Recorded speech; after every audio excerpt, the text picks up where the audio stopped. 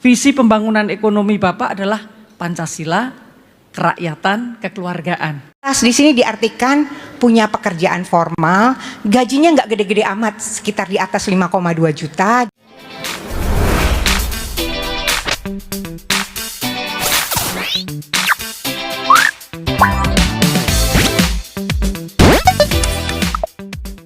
Selamat siang Pak Ganjar. Salah satu hal utama yang menjadi fokus Pak Ganjar adalah kemiskinan dan ketimpangan. The biggest ticket untuk mengatasi ketimpangan dan kemiskinan di Indonesia datangnya dari pemuda dan perempuan. Kenapa? Karena potensi mereka belum teroptimalisasi.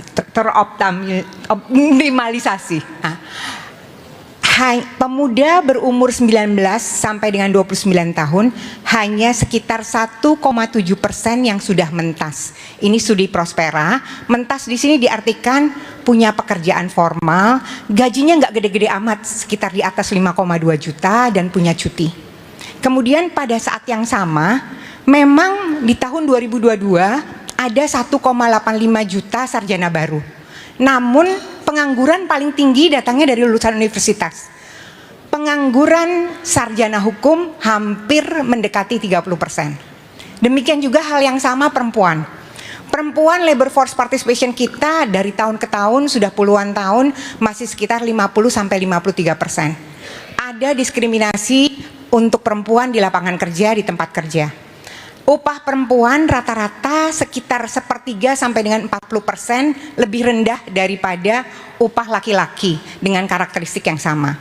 Kembali pertanyaan seperti pertanyaan Pak Faisal, apa terobosan konkret yang akan Bapak lakukan jika Bapak terpilih untuk memberdayakan potensi anak bangsa, perempuan dan pemuda? Terima kasih Mbak Vivi. Kemiskinan dan ketimpangan beberapa sudah saya ceritakan tadi ya. Akses pendidikan yang baik itu akan mengatasi kemiskinan, termasuk ketimpangan tadi. Kalau kita membuat prioritas skala kayak Indonesia Timur pada keunggulan yang ada di sana, maka kemudian kita akan memilah dan memilih kalau daerah itu potensi lautnya tinggi, mereka punya kultur hidup di laut, kenapa kita tidak mengembangkan itu? Kenapa kita tidak kembangkan itu? Ini contoh saja. Yang saya contohkan tadi di NTT garam, di Maluku laut gitu ya. Sulawesi ada tambangnya tapi juga ada lautnya. Ini sebenarnya yang saya sampaikan sebagai sebuah skala prioritas untuk kita kembangkan.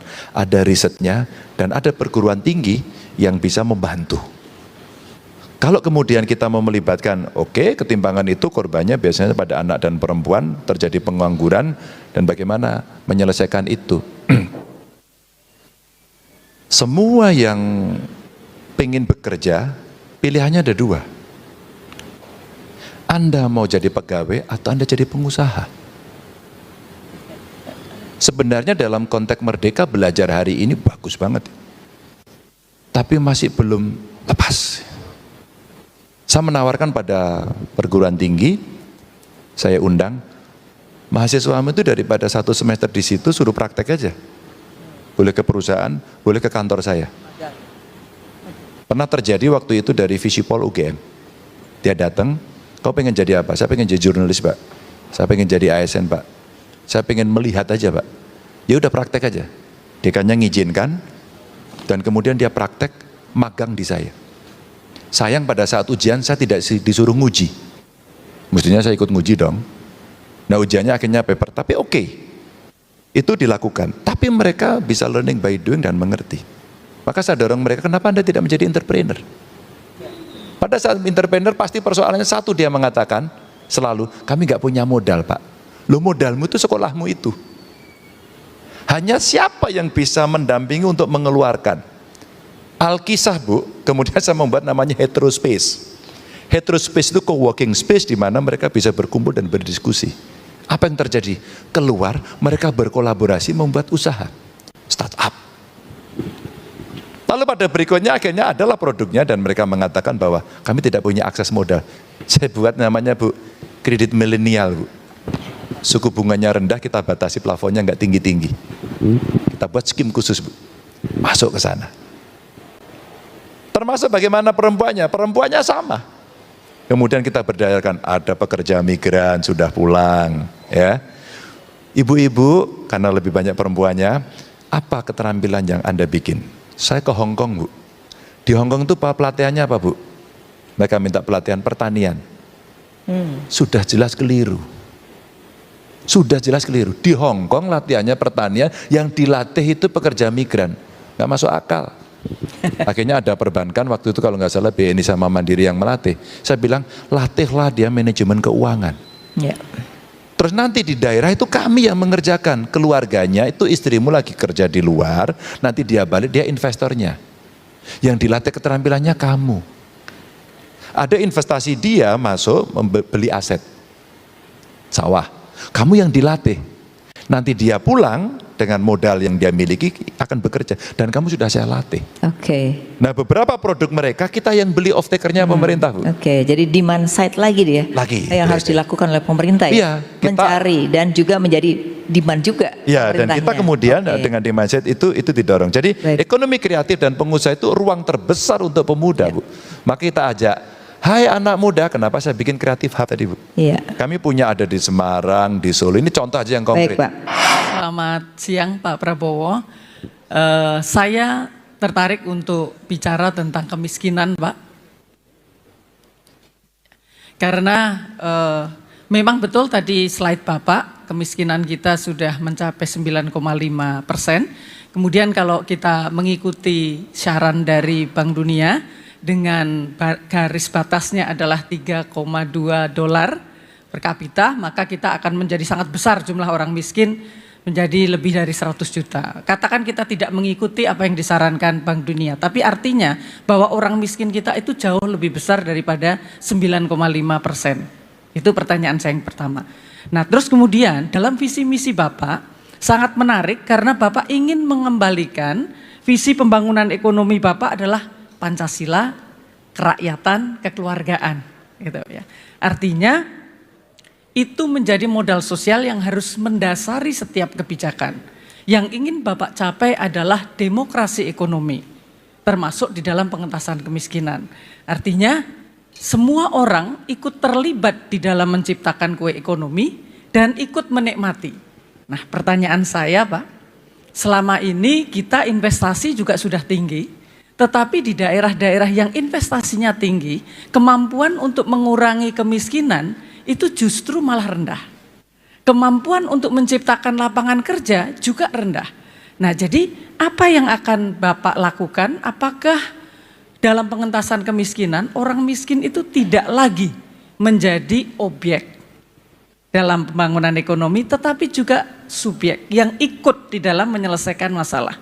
Mungkin detailnya saya mohon paparan dari Bapak. Terima kasih. Terima kasih Bu Henry. Jadi tadi ada pertanyaan tentang kemiskinan dan juga supaya masih ada investasi tapi kok kemiskinan nggak turun Pak. Gimana cara investasi tapi bisa menyerap tenaga kerja? Silakan Pak. Baik, terima kasih Bu. Benar, jadi kalau saya ya dan tim saya, kita ingin cari solusi yang cepat. Jadi kita jangan berargumen berapa persen, berapa juta ini dan itu.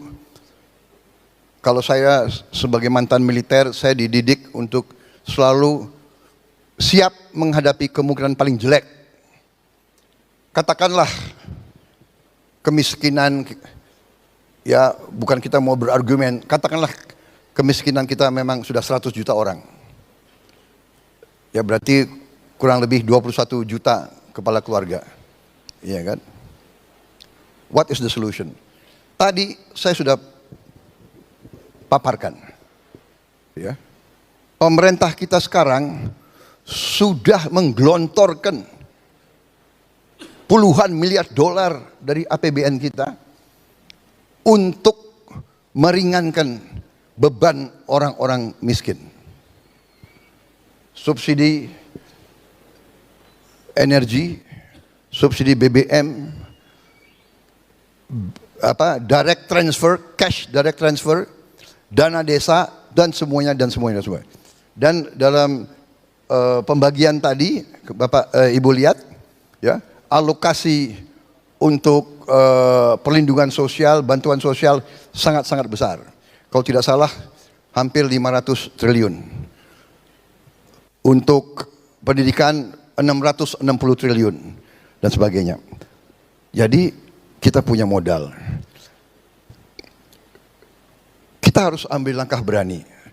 Antara lain, langkah yang saya ingin jalankan adalah makan siang gratis. Itu akan membantu semua keluarga miskin. Apakah ikuti World Bank, apa ikuti ini? Enggak.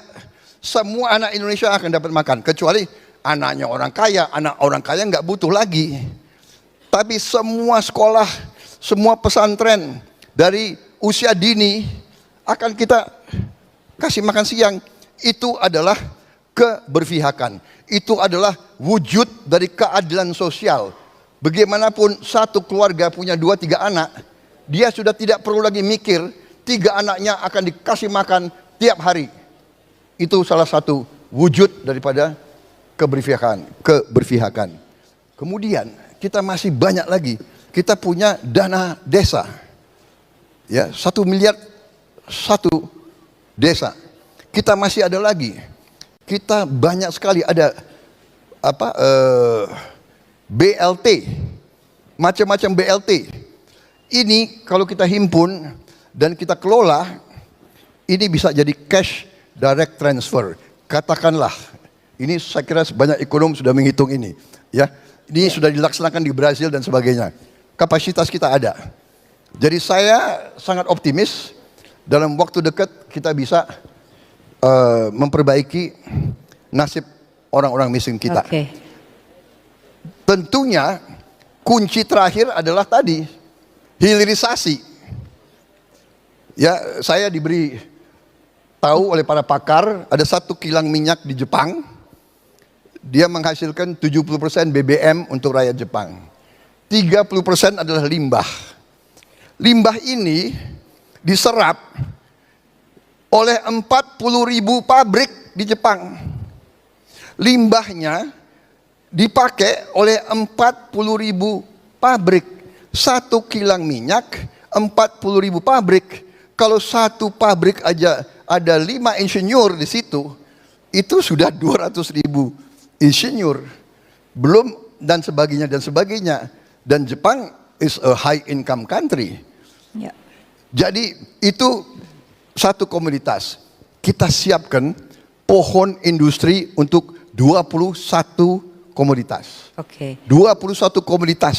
Itu untuk menciptakan lapangan kerja tadi. Lapangan kerja, kemudian menyerap dan ujungnya menghilangkan kemiskinan. Baik. Ujungnya saya punya program bukan mengentaskan kemiskinan, bukan, kita harus hilangkan kemiskinan dari bumi Indonesia, dan saya optimis, saya percaya bahwa kita bisa lakukan dan akan kita lakukan. Ya. Terima kasih.